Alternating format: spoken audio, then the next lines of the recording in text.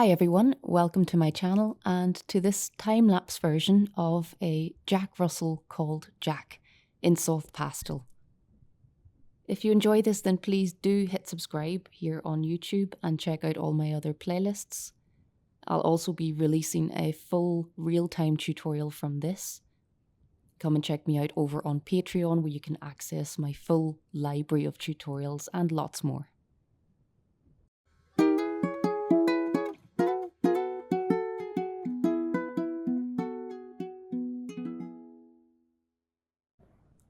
Jack's portrait is 16 by 12 inches, and for this I'm using the Canson velvet paper. I've been using it quite a lot recently and trying out some different styles of portrait. I also decided to change the background in the photo reference that you can see in the top left corner. Sometimes I like to include bits of furniture, some things in the background, if they add to the composition. But I'm also willing to consider changing a background if I feel that it will improve the painting. And in this case, I actually came up with some layout ideas and put it to my patrons to see what they thought because I was struggling to decide. So thanks to everyone who gave me their opinion, and it really helped me to see that my initial thought of making the background these lovely blue-violet colours was a good direction to go. So it's sometimes really useful to have some extra sets of eyes. And you can see some of the lovely warm brown earth orange tones that are in little Jack's fur. He's got a lovely kind of wheaten colour in his warm patches.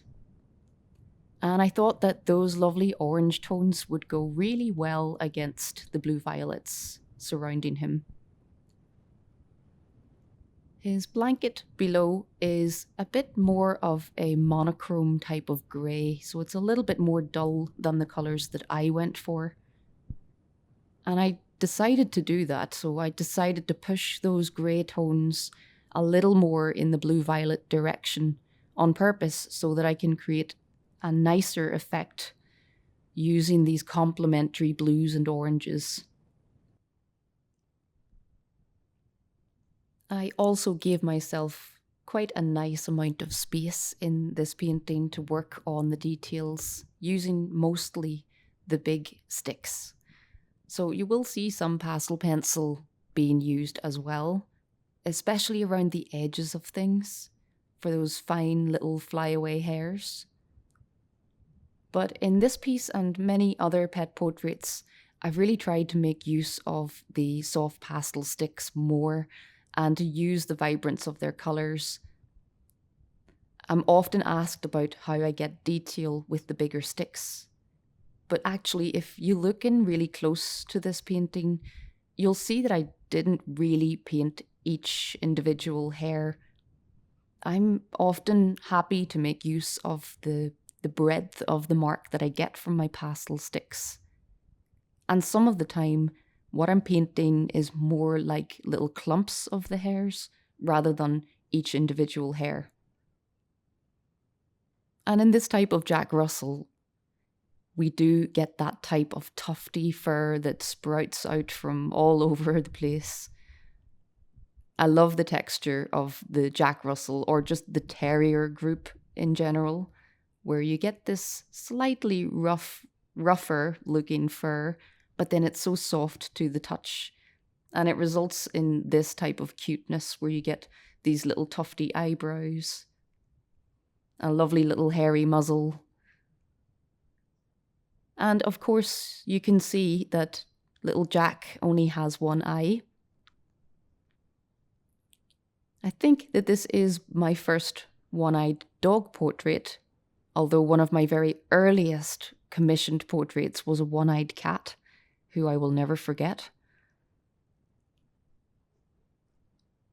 But I start work first on the eye on the right.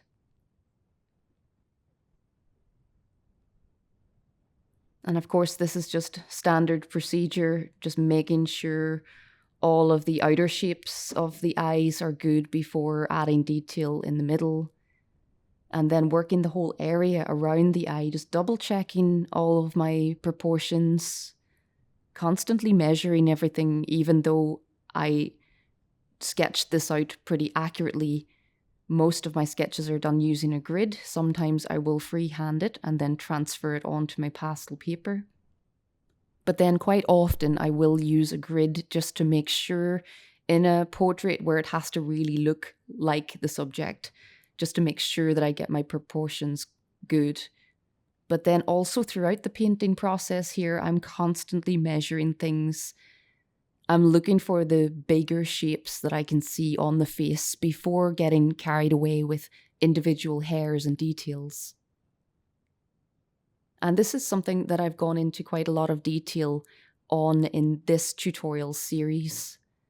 So in this one, I really talk about looking for those bigger shapes on the face.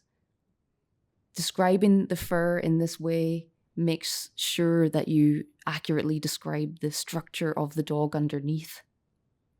Because of course, each little tuft of fur and each direction that changes within the fur, it's usually because of something structural going on underneath. So I spent quite a lot of time on the top half of his face. I really wanted to capture his adorable scruffiness. I did my best with the other eye just to describe what the tufts of hair are doing around it.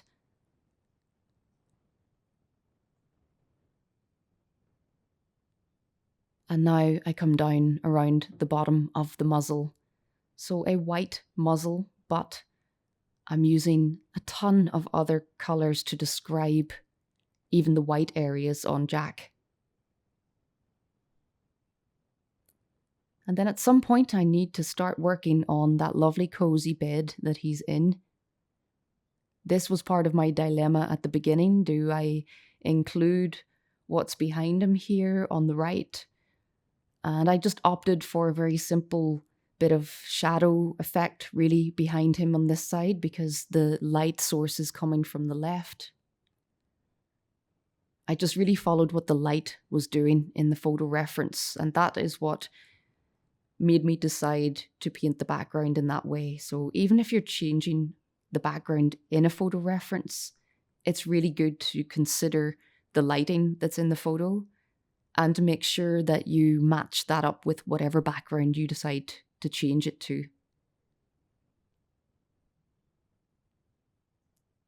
But I really felt like I was getting somewhere now. Still a lot of work to do.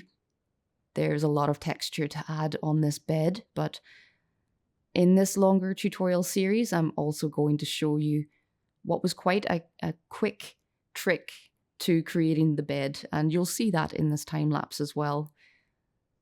It didn't take me as long as I expected.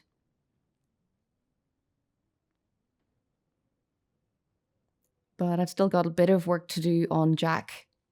We've got lovely colours coming down the front chest and legs.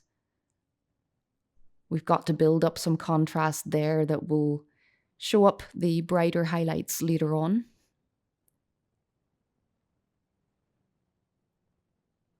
But now on to what is a very colourful collar.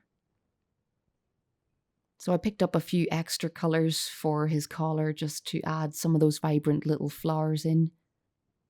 And again, I am making use of some smaller pieces of soft pastel. And just look at how vibrant some of those colours look.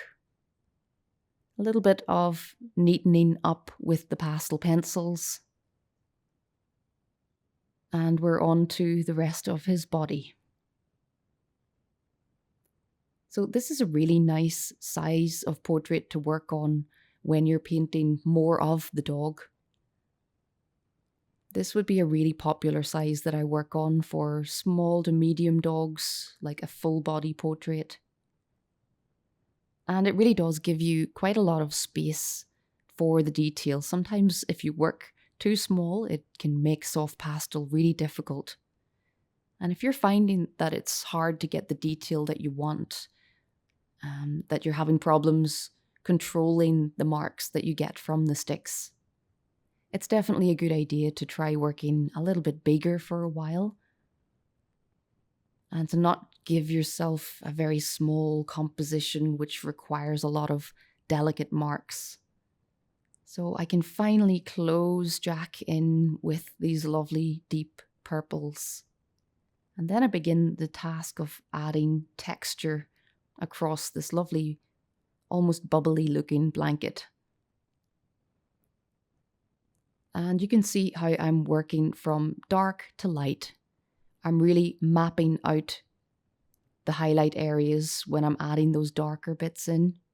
And I even come in with pure black to begin with, just to create all of that lovely dark contrast.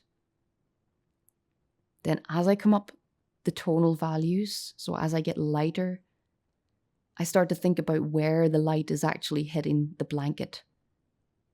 So with just a few colours and arranging them in such a way that it shows a bit of the light and shade going on here, it was actually reasonably simple to create the blanket. And I hope that I can share that with some of you in the real-time tutorial series, which will be coming out now on Patreon. I'll add links in the description if you'd like to check out my library over there. But if you did enjoy this, then please do hit subscribe here. Thanks very much for watching, and until next time, happy pasteling.